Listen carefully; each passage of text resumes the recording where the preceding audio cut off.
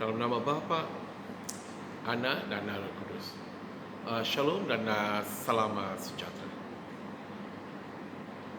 Tolong buka ke Yohanes 14 ayat 15. Ini adalah minggu yang ke-6 dalam musim Easter.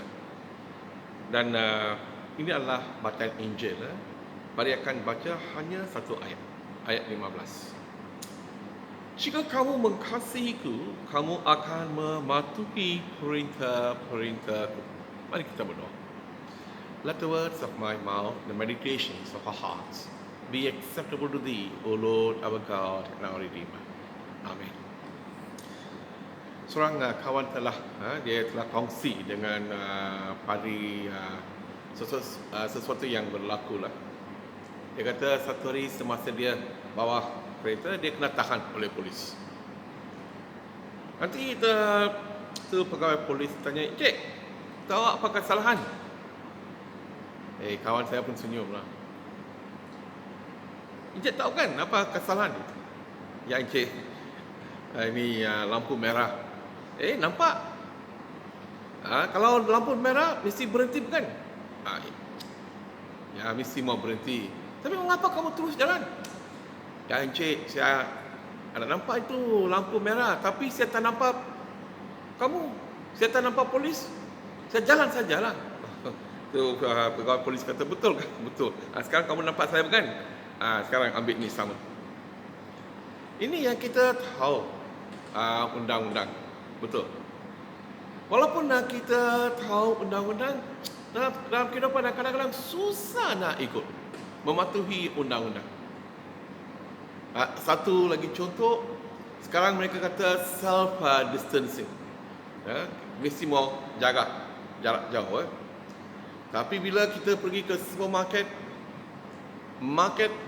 tengok mereka tak kisahlah, sudah masuk saja, mana ada jarak jauh. Kita tahu ini adalah untuk kebaikan kita sendiri. Walaupun kita tahu, susah nak mematuhi lah. Ini manusia lah, susah. Sama juga dengan mengasihi. Ini kita boleh kata saya mengasihi Yesus. Saya selalu saya suka ini lagu. Aku mau cinta Yesus selamanya.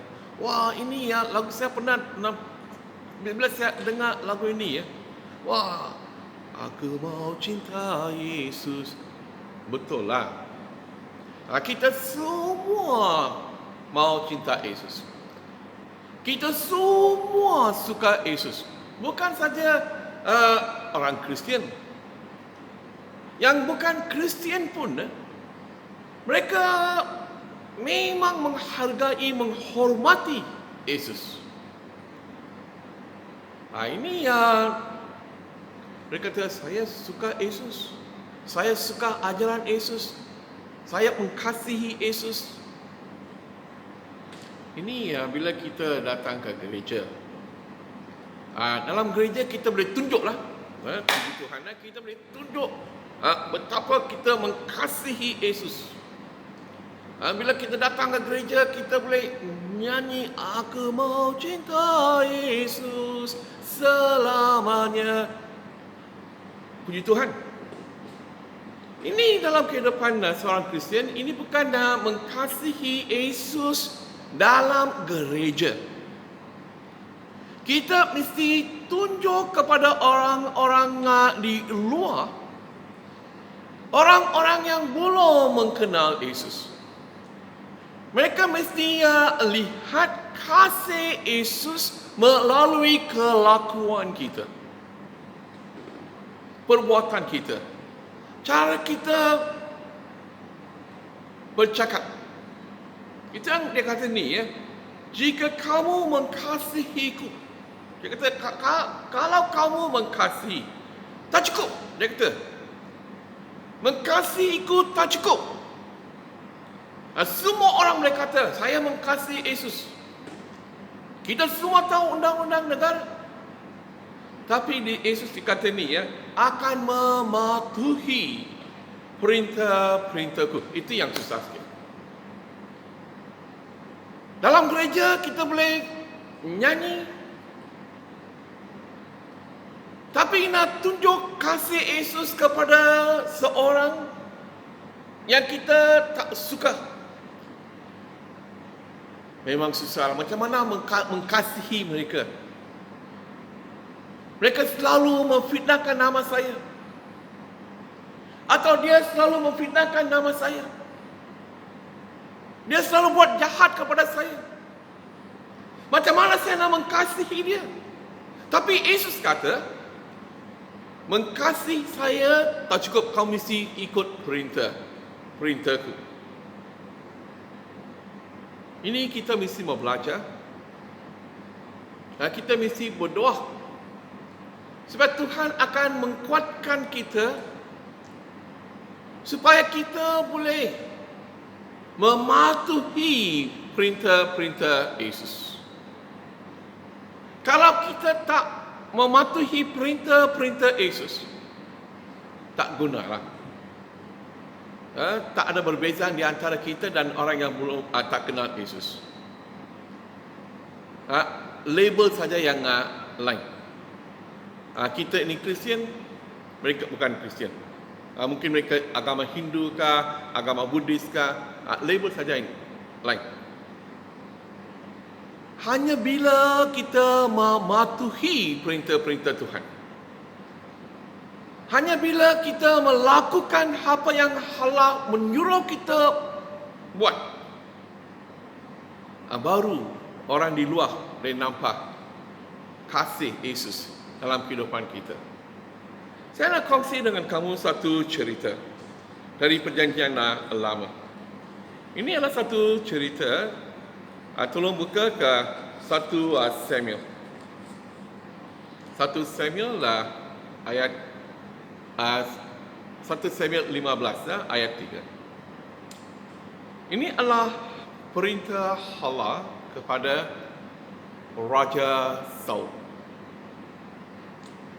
Sekarang pergilah, seranglah orang Amalek. Tengok, tumpaskanlah segala sesuatu yang ada pada mereka. Tengok ni ya, tumpaskanlah segala sesuatu. Total destruction. Dia kata, tumpaskanlah segala sesuatu yang ada pada mereka. Jangan sayangi mereka, tetapi musnahkanlah lelaki dan perempuan. Tengok, ini adalah perintah dari Allah melalui Nabi Samuel kepada Raja Saul. Dan kita lihat ayat 9. Ini selepas Raja Saul pun telah pergi dan dia telah tewaskan Amalek. Ayat 9. Saul dan pasukannya menyelamatkan Agag. Tengok, apa yang Allah perintah kepada dia. Ayat 3. Tumpaskanlah segala sesuatu. Jangan sayangi mereka, tetapi musnahkan lelaki dan perempuan. Tumpaskan, musnahkan 100%. Jangan sayangi apa-apa pun. Tengok, itu adalah perintah Allah kepada Raja Saul. Tapi ayat 9. Saul dan pasukannya menyelamatkan Agag,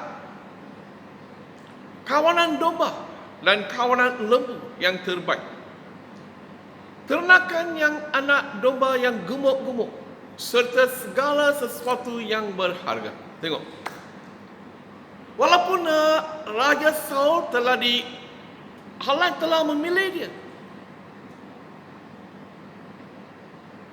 tapi kita lihat di sini, dia telah melanggar perintah Tuhan. Walaupun dia adalah seorang yang dipilih oleh Allah, dia tidak mematuhi perintah-perintah Allah. Halak telah kata, tumpaskanlah, musnahkanlah. Tapi dia telah simpan. Dan ayat terus, tetapi segala haiwan yang tidak berharga dan yang buruk itulah yang ditumpaskan mereka. Dia sendiri telah buat keputusan.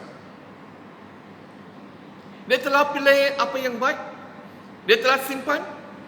Apa yang tak baik, dia telah buang, bunuh, musnahkan. Dia telah buat keputusan sendiri. Ini bila kita nak ikut Yesus, ini ada Yesus suruh kita, kalau kamu nak ikut saya,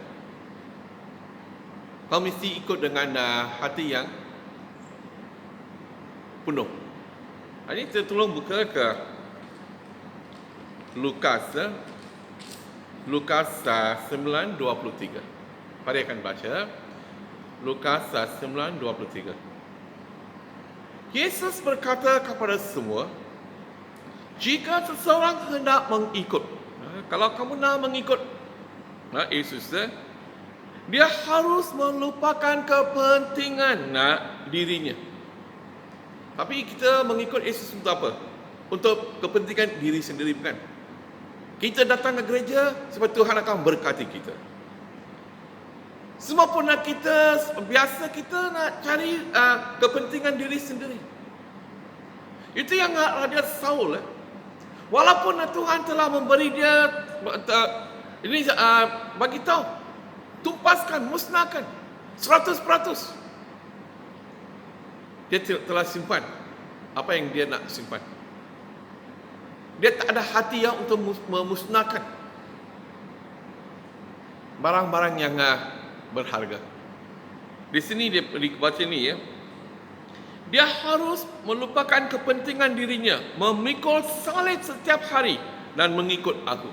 Dia kata mesti dia bersedia untuk mengambil. Dia kata ni memikul salib setiap hari. Maksudnya bersedia untuk mati. Atau kita kata, Tuhan, saya takkan menghargai apa-apa yang dunia ini beri kepada saya. Saya datang ke hadirat Tuhan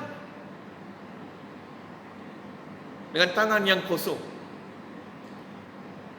Tuhan, saya menyembah kamu. Saya telah serahkan kehidupan kamu dengan sepenuh hati. Ini adalah masalah dengan ramai orang. Walaupun mereka kata saya seorang Kristian, tapi memang mereka seorang Kristian. Mereka Kristian, tapi bukan 100%. Mereka akan ikutlah beberapa perintah yang mereka suka. Kalau mereka tak suka, mereka takkan ikut. Saya tak suka ini, tak suka itu. Ini saya suka. Ini tak boleh jadilah. Kadang-kadang kita bila Tuhan kata kepada kita sesuatu, Tuhan menyuruh kita membuat sesuatu atau menyerahkan sesuatu, kita, ini barang yang mahal lah. Ini nenek yang bagi saya, datuk yang bagi saya mesti simpan. Kadang-kadang mungkin ada dosa dalam hati, dalam kehidupan kita. Dan kita tak mungkin kita tak bersedia untuk serahkan semua, tumpaskan semua, musnahkan semua. Kita masih pegang. Kita ingat ini adalah berharga. Kita masih hidup. Bukan untuk Yesus, separuh untuk Yesus, separuh untuk dunia. Tengok ini dia tidak mahu menumpaskan seluruhnya. Ayat kita terus baca. Ayat 10. Lalu datanglah firman Tuhan kepada Samuel. Demikian aku masyhur kerana aku telah menjadikan Saul raja kerana dia telah berbalik daripada aku dan tidak melaksanakan firmanku. Itu yang kita baca, bukan? Kalau kamu mengasihiku, kamu akan mematuhi perintah-perintahku. Saya tak boleh pilih. Saya tak boleh negotiate. Ini kita sini baca di sini ya, ayat 20. Nah sekarang Samuel telah datang. Dia tanya, tuanku, apa jadi? Allah telah menyuruh kamu untuk tumpaskan, musnahkan semua. Ayat 20 ya. Jawab Saul kepada Samuel, aku sudah mematuhi firman Tuhan. Jahat ni raja ni ya. Mana dia dah mematuhi? Tuhan dah bagi tahu kepada dia, musnahkan, tumpuskanlah segala. Tapi dia kata dia kata ni ya, aku sudah mematuhi. Kadang-kadang kita pun macam itulah. Kita ingat kita boleh tipu Allah. Kita boleh sembunyikan sesuatu dan cakap macam Tuhan pun tak tahu. Tapi Tuhan tahu apa yang dia telah buat. Tuhan tahu dia telah melanggar, dia tak mengikut perintah dia. Dia tak mematuhi perintah-perintah yang diberi oleh Tuhan kepada dia, Allah kepada dia. Walaupun dia sendiri tahu, dia kata, aku sudah mematuhi firman Tuhan dan menjalankan apa yang ditugaskan Tuhan kepadaku. Tengok dia terus, aku menawan Agag. Tuhan kata, Allah kata, bunuhlah ni, kenapa kamu menawan? Raja Amalek, sedangkan orang Amalek tumpaskan. Tetapi daripada rampasan itu, rakyat mengambil kawanan domba dan kawanan lembu terbaik daripada semua yang harus ditumpaskan untuk persembahkan sebagai korban kepada Tuhan. Tuhan ada tanya kah? Tuhan ada suruh mereka kah? Simpanlah sedikit domba, sedikit lembu untuk disembah, untuk dipersembahkan sebagai korban. Tak. Mereka dia sendiri. Ini saya kadang-kadang kita dalam kehidupan kita ingat bolehlah. Saya boleh bagi sedikit untuk Tuhan, saya boleh bagi sedikit untuk gereja. Saya boleh bagi sedikit lah. Saya pergi ke gereja hari Ahad. Yang 6 hari yang lain, apa saya buat dengan kehidupan saya bukan masalah kamu. Setiap minggu saya datang pergi ke gereja. Atau ada orang yang langsung tak datang ke gereja. Sekarang mereka, bila gereja akan dah buka? Bila gereja buka setiap minggu, tak ada masa nak datang ke gereja. Sekarang tanya, bila gereja akan buka, saya datang ke gereja. Ini bukan khotbah untuk hari ini ya. Tapi apa yang saya nak kata ni ya, bila Tuhan suruh kita buat sesuatu, kita mesti buat. Kita tak boleh negotiate dengan Allah 90%, 80%. Tak. Kita mesti ikut. Kita tak boleh pilih apa yang kita nak mematuhi, apa yang kita tak nak mematuhi. Kalau kita betul-betul mengasihi Yesus, kita akan mematuhi perintah-perintah Yesus. Dan apakah jawapan jawapan Samuel kepada Saul? Dia kata, saya ada simpan dan bagi korban kepada Allah. Ayat 22. Adakah korban bakaran dan korban sembelihan yang lebih disukai Tuhan daripada mendengar suara Tuhan? Sesungguhnya mematuhi itu lebih baik daripada korban sembelihan, dan memperhatikan itu lebih baik daripada lemak domba jantan. Dia kata, saya dah simpan. Tapi Allah kata, baik. Dia kata ni ya, sesungguhnya mematuhi itu lebih baik daripada korban sembelihan. Bila kita bagi persembahan, tak kisahlah persepuluhankah atau persembahan yang biasa. Itu bukan ganti ya untuk kita melanggar perintah Tuhan tau. Jangan ingat saya sudah langgar perintah Tuhan, oleh itu saya bagi lebih sikit lah minggu ini ya. Macam tutup mata Tuhan lah. Tak. Dalam bahasa English ya, tithe and offerings are not substitute for obedience to God's word. You cannot substitute obedience to the word of God with tithe and offering. They are an expression of our obedience to God. Bila saya memberi ya, ini sebab saya nak tunjuk saya memang nak mematuhi. Saya bagi persepuluhan sebab saya memang nak mematuhi perintah-perintah Tuhan. Saya takkan pilih mana satu perintah yang saya suka, yang mana satu yang tak suka. Saya nak ikut semua perintah-perintah Yesus. Saya nak ikut apa yang Allah suruh saya buat. Saya takkan negotiate. Sebab saya bagi persembahan sebab saya mengasihi dia. Ini yang satu yang kita mesti ingat. Di sini ya, ini minggu ini ya, dia kata ni ya.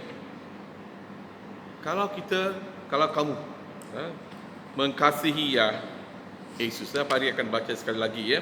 Jika kamu mengasihiku, kamu akan mematuhi perintah-perintahku.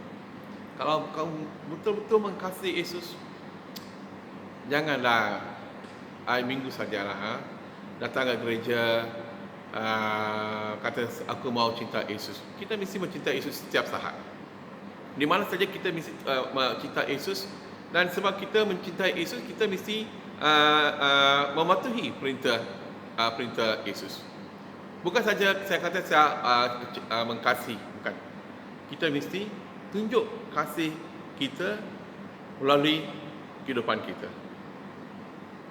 Itu yang penting. Dalam kehidupan ini ya, ada satu jalan. Kalau kamu nak kegembiraan dalam kehidupan kamu, percayalah, taatilah perintah-perintah Allah. Dan Tuhan mesti akan memberkati kamu. Ada satu lagu dalam saya nyanyi lah. Ini satu lagu yang panjang lah, tapi Pari akan nyanyi apa yang saya telah belajar di sekolah hari Ahad semasa Padi masih kecil lah. Macam Emily dan Evelyn masih kecil lah. Sekolah hari Ahad belajar sajalah lagu-lagu hafalkan. Saya akan nyanyi ya. Cross and obey, for there's no other way to be happy in Jesus, but to trust and obey. Trust and obey, for there's no other way to be happy in Jesus, but to trust and obey. Jika kamu mengasihiku, kamu akan mematuhi perintah-perintahku. Tuhan memberkati kamu. Dalam nama Bapa, Anak dan Roh Kudus. Amin.